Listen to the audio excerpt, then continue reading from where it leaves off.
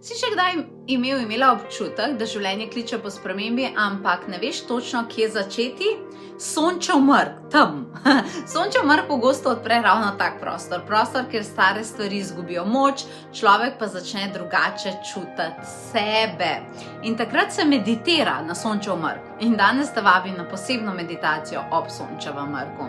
Tokrat sem pripravila eno tako posebno čarodejsko popotovanje, kjer aktiviraš čarovniško samozavest, močnejšo zaščito svoje energije, manifestacijo skozi dlani in bolj jasen notranji občutek smeri.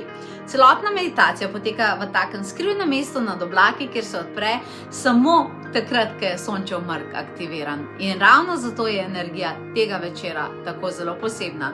Po dogodku pa prejmeš tudi eno tako mogočno sporočilo iz magične prerokbe in dostop do posnetka.